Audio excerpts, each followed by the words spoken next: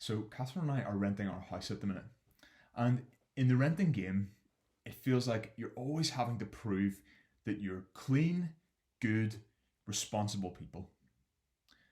And what better way to do that than by how well you looked after a potted plant that was already in the house?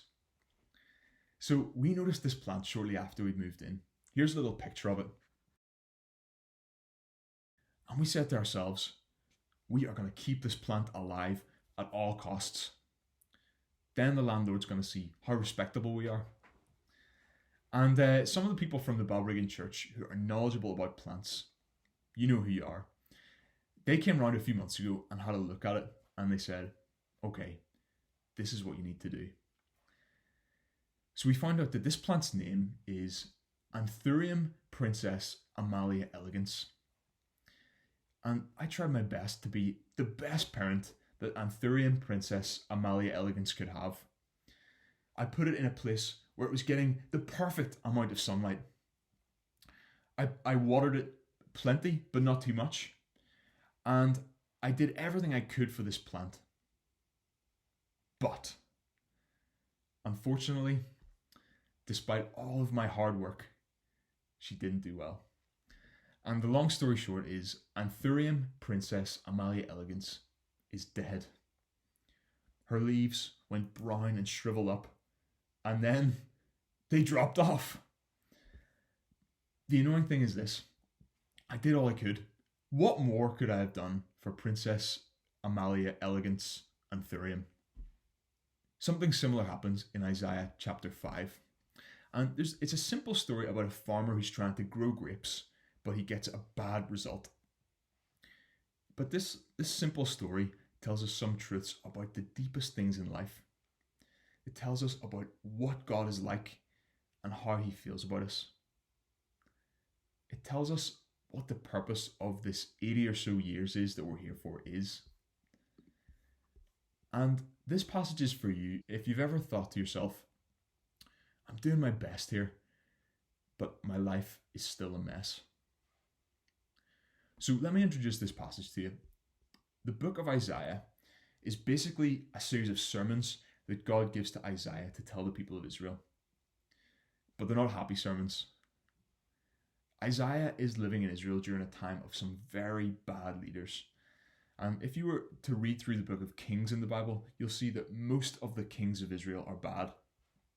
They worship fake gods, they're greedy, they don't care about anybody except themselves.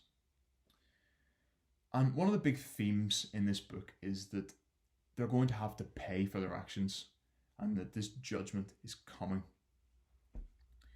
God is going to allow the Assyrian army to invade Israel, take them away from their homes, and carry them off into exile. And in Isaiah 5, he explains why God has to judge them. And he actually does it by singing a song that tells this whole story. So let's have a little look at it. Verse 1 opens a little bit like a love song. You can almost hear Justin Bieber singing these first lines.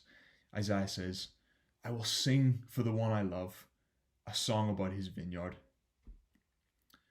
It's a song about God and God's love for his people. And it starts off really well. This farmer builds a vineyard with incredible care. There's nothing mass produced about this. This is a 100% organic, very carefully thought out vineyard.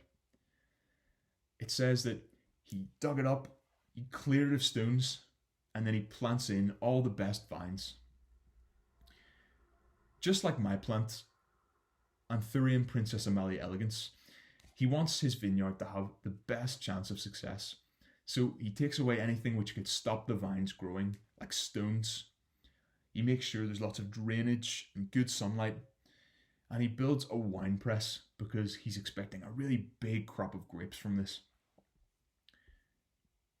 But at the end of verse 2, the farmer goes, picks some of his grapes, and they're all bad. And when it says bad fruit, this is actually an understatement because the closest translation is actually stinking. These grapes are stinking grapes. They weren't just a little bit sour. that you could kind of put up with them. They were rancid. You wouldn't want these grapes within a mile of you. The best thing for them would be to take them outside, throw them in the brown bin, and shut the lid so you couldn't smell them. Here's a little lockdown working from home retelling to help us to picture this a little bit better. So, there was once a software engineering tycoon. He built himself the ultimate computer system.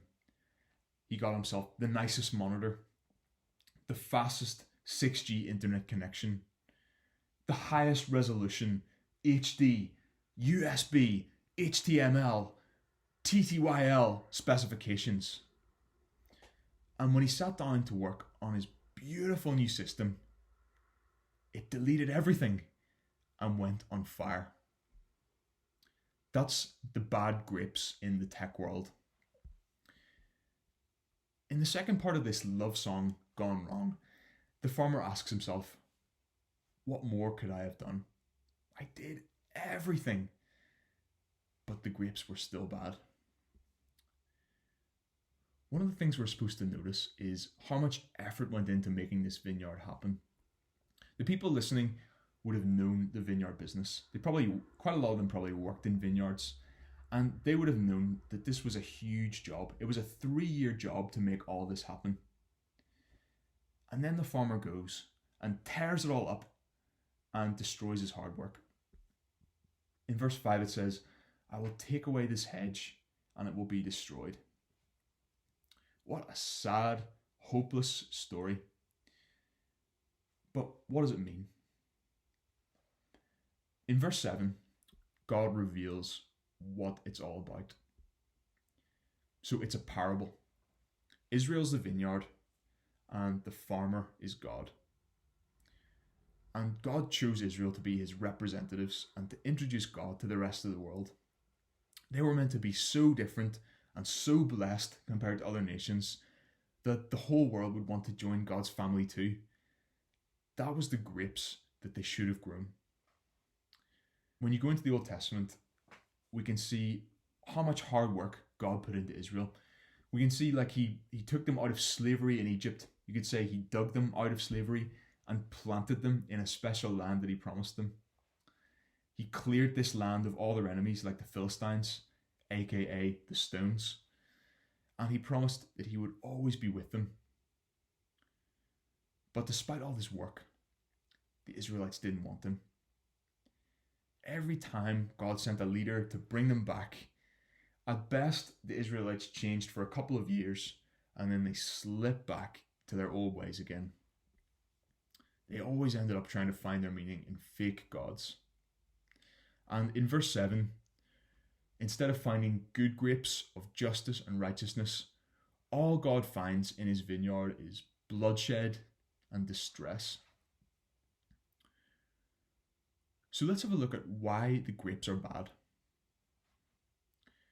In verse 8 to 23, Isaiah calls them out for the things which they've done, which is the reason they're going to be judged.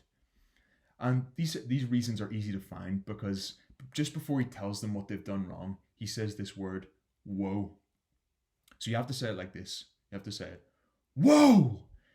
Because it means, wake up, beware, look at what you've done wrong. So the first woe comes up in verse 8. It says, woe to you who add house to house and join field to field till no space is left and you live alone in the land. He's saying that they're greedy and materialistic. They're just building extra houses for themselves, taking extra fields and leaving other people with nothing. Those bad, bad people. Thankfully, we're nothing like that. Or are we? Do you think you have a greedy tendency? Remember last March, at the start of the pandemic, when we were all stockpiling toilet roll, and toilet roll was more valuable than money in those days? We've all got this thing inside us which says, me first, I'm the top priority. And we're happy to spend loads of money on new phones, new shoes, loads of new stuff. while at the same time we know that the majority of people in the world have very little, and we don't do anything about it. Over half the world's population lives on less than €2.07 a day. That's 3 billion people living on that. And we blow that on our morning cappuccino. It sounds kind of like we're the same. We're also greedy. We are also guilty. And you could say that our grapes stink too. If we need more proof, we can go to the next woe. So Isaiah calls them out for what they're living for.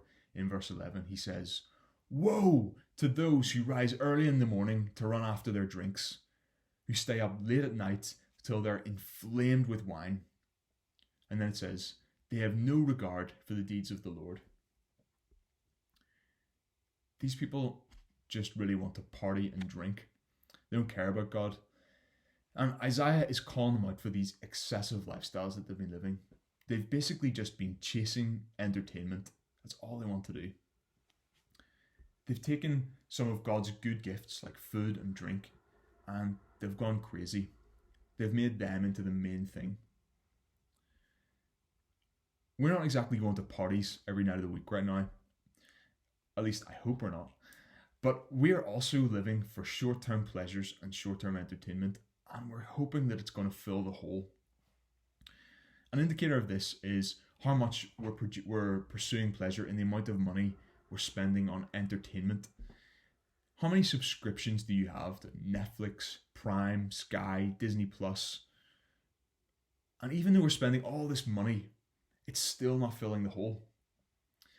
Maybe you found yourself scrolling through Netflix, literally unable to choose what to watch. Simultaneously, you're flicking through Instagram stories, reading the news at the same time, and you just can't find the thing which is going to bring you happiness. Perhaps more interesting than how long we're actually spending watching TV, which is a lot, it's over 30 hours a week on average, is the average time that we're spending looking for what to watch. So we're spending an average of an hour a day just searching for something to entertain us. That sounds very like those people that Isaiah is calling out. This section from verse 8 to 23 is kind of like a math paper where God has shown his working out to get the answer. And there can only really be one result.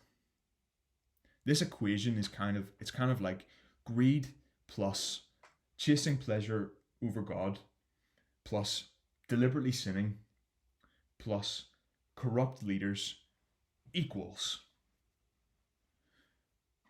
exile and destruction times 10 to the power of 5.